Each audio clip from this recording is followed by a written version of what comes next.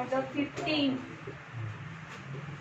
ठीक आहे, काय म्हणताय, disposal of suit at first hearing. काल काय पाहिलं आपण, जेव्हा कोणी जाऊन ऍडमिट करतं किंवा डब्ल्यू दाखलच करत नाही तेव्हा फर्स्ट हिअरिंगलाच काय होतं, ती डिस्पोज करतं. तर त्याची प्रोसिडिंग दिलेली आहे छोट्याशा ऑर्डर मध्ये यांनी specially. Part is not at issue, पार्टीचा काही इश्यूज क्रिएट होत नाही या कोर्टात गेल्यानंतर फर्स्ट हिअरिंगलाच काय will suit dispose of. Where at the first hearing of a suit, it appears that the parties are not at issue on any question of law or fact. Question of law पण arise होत नाही आहे, question of fact पण arise होत नाही आहे. The court may at once pronounce a judgment. Court काय करेल, सरळ pronounce judgment कोर्ट टाकेल की कुठलेही इश्यू नाही, कुठलाही वाद नाही आहे. जे काही थोडंफार देणं घेणं असेल किंवा नसेलही त्या बाबतीत कोर्ट जजमेंट प्रोनाउन्स करेल. Rule second, one of several dependants not at issue. आता जास्त डिपेंडंट्स आहे किंवा जास्त प्लेंटिफ आहे, इथे डिपेंडंटसाठी दिले स्पेसिफिकली की जास्त डिपेंडंट आहे. त्यामध्ये या प्लेंटिफ पी नावाचं प्लेंटिफ आहे, यांनी 1, 2, 3 या तिघांवर सूट फाईल केलाय. त्यातले या दोघांवरच ॲलिगेशन लागत आहे, याच्यावर काही इश्यूज बनत नाही आहे. तर कोर्ट काय करेल, या दोघांवर इश्यू फ्रेम करेल, याला सोडून देईल. ठीक आहे, मग आता बघा काय म्हटलं आहे, where there are more dependants than one and any one of defendant is not at issue with plaintiff on any question of law or fact, the court may at once pronounce a judgment for or against such a defendant and the suit shall proceed only against the other defendants. म्हणजे ज्याच्या favour मध्ये काही येतच नाही त्याच्या against डिफेंडंट court काय करेल, judgement pronounce करून टाकेल की तुझा आता संपला इथे प्रॉब्लेम, आणि ज्याच्या अगेन्स्ट होत आहे त्याच्या अगेन्स्ट काय करेल, मग प्रोसिडिंग सुरू करेल. Rule sub rule 2, whenever judgment is pronounce under this rule. मग अशा प्रकारे जे जजमेंट प्रोनाउन्स होणार आहे, a decree shall be drawn up in accordance with such a judgment and the decree shall bear the date on which the judgment was pronounce. Same आहे, decree होईल, judgment होईल, आणि दोन्ही डिक्री आणि जजमेंटवर एकच date राहील. ठीक आहे, सब रूल 2 होतं त्यातला. आता रूल 3 मध्ये पार्टीज ऍट इश्यू. आता पार्टी इश्यू येत आहे. ठीक आहे, आतापर्यंत नाही आलं तिथे पाहिलं आपण, आता इश्यू अराइज होत आहे.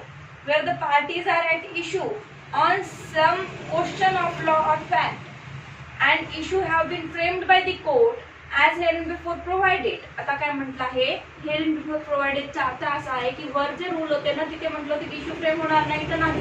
मग तशी काही सिच्युएशन अराइज झाली तर त्याला सोडून जर इश्यू फ्रेम होत असेल तर कोर्ट फ्रेम करेल. If the court is satisfied that no further argument or evidence than the parties can at once adduced is required upon such of issue as may be sufficient for the decision of the suit. ते काय म्हटलंय बघा, court issue frame करणार आहे, पण heading काय आपल्या ऑर्डरची की फर्स्ट हिअरिंगलाच काय होणार आहे, जजमेंट प्रोनाउन्स होणार आहे, डिस्पोज होणार आहे सूट. मग आता इश्यू फ्रेम केल्यानंतर जर कोर्टाला वाटलं की समोर आर्ग्युमेंट खूप सारी लांब गरजेची नाही आहे, छोटे मोठे इश्यूज निघले, इथेच मी याच्यावर जजमेंट देऊ शकतो. फर्स्ट हिअरिंगला यांनी आर्ग्युमेंट केली, त्यांनी आर्ग्युमेंट केली, सेटलमेंटसाठी तयार वगैरे झाले, असे काही जर तिथे उत्पन्न झाले काही सर्कमस्टन्सेस की पुढे अजून एव्हिडन्स घ्यायची गरजच नाही. आता इश्यू फ्रेम तर केले पण तरी डिस्पोज ऑफ सूट होत आहे, फर्स्ट हिअरिंगलाच होत आहे. सो इथे म्हटलं आहे की हा फर्स्ट हिअरिंगलाच इश्यू फ्रेम होत आहे, पण पुढे कुठलेही विटनेस किंवा एव्हिडन्स घ्यायची गरज नाही आणि आर्ग्युमेंट करायची ही गरज नाही. तेव्हा काय होईल, कोर्ट तेव्हा जजमेंट प्रोनाउन्स करेल. ठीक आहे, तर मग आता काय म्हटलं आहे, court is satisfied that no further argument और evidence than the parties can at once reduce is required upon such of the issue as may be sufficient for the decision of the suit and that no injustice will result from the proceeding with the suit forthwith. आणि कोर्टाने जर लगेच judgement दिलं first हिअरिंगला तर कुठल्याही पार्टीसोबत injustice होणार नाही आहे, असं जर कोर्टाचं सॅटिस्फॅक्शन झालं तर कोर्ट काय करेल, फर्स्ट हिअरिंगला जजमेंट प्रोनाउन्स करेल. The court may proceed to determine such issues and if the finding there on is sufficient for the decision. मग आता कोर्टाला वाटलं की मी जेवढी आता फाइंडिंग काढतोय there on is sufficient for the decision, मी जेवढ्या फाइंडिंग्स काढल्या आहेत तेवढ्या सफिशियंट आहे डिसिजनसाठी, may pronounce a judgment accordingly whether the summons has been issued for the settlement of issue only or for the final disposal of this suit. आता इथे काय म्हटलं, दोन ओळी दिल्या यांनी. इथे म्हटलं आहे फर्स्ट हिअरिंग होती आणि समन्स पाठवलेला आहे एखादा कोर्टाने कशासाठी, सेटलमेंट ऑफ इश्यू साठी. अजून जजमेंट पर्यंत गेलेच नव्हतं कोर्ट, सेटलमेंट ऑफ इश्यू साठी समन्स पाठवला होता. सगळे आले, सेटलमेंट ऑफ इश्यू झालं. इश्यू सेटल झाल्यानंतर कोर्टाला वाटते आणि पार्टीला वाटते, पार्टीने पण सांगितले की आता आम्हाला कुठली विटनेस आणायची नाही आहे किंवा कोर्टाला वाटलं गरजेचं नाही पुढे प्रोसिडिंग करणं, तर सेटलमेंट ऑफ इश्यूच्या स्टेजला काय करणार आहे, कोर्ट जजमेंट देणार आहे. कळलं, फर्स्ट हिअरिंगला. मग आता कोर्ट म्हणताय वेदर जर मी समन्स जजमेंट प्रोनाऊन्स करणार आहे यासाठी पाठवला नसेल किंवा पाठवला असेल तरी जर समोर प्रोसिडिंगची गरज नसेल तर मी याच दिवशी जजमेंट प्रोनाऊन्स करणार. भले मी समन्स कशाचा पाठवला होता तुम्हाला, इश्यू सेटलमेंट करायला या म्हणून, पण इथे काय सगळा वादच सॉल्व्ह झालाय, तुम्ही त्या दिवशी सुद्धा जजमेंट काढू शकतो. नाहीतर जजमेंट काढायची प्रोसिडिंग काय असते, जजमेंट ज्या दिवशी प्रोनाऊन्स करणार त्या दिवशी आपल्याला समन्स पाठवावं लागतं पार्टींना की या आज आपण जजमेंट देणार आहोत. ठीक आहे.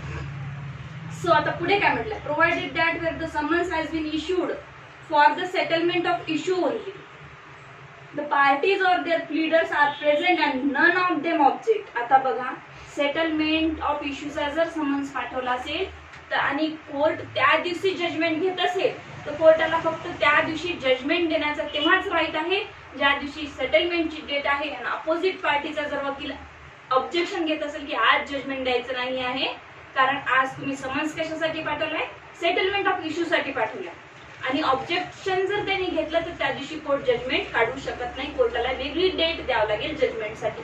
पहिली गोष्ट. आणि जर ऑब्जेक्शन नाही घेतलं तर कोर्ट त्या दिवशी जजमेंट काढून घेईल.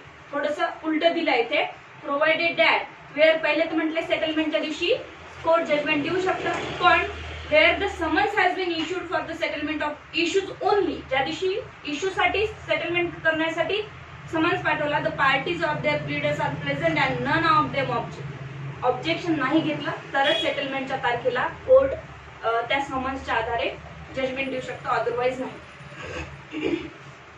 सबरूल 2, where the finding is not sufficient for the decision. आता कोर्टाला वाटलं की फाइंडिंग जे आहेत मी काढलेल्या त्या सफिशियंट नाही आहे डिसिजन द्यायसाठी, मला पुढे काहीतरी प्रोसिडिंग करायची आहे.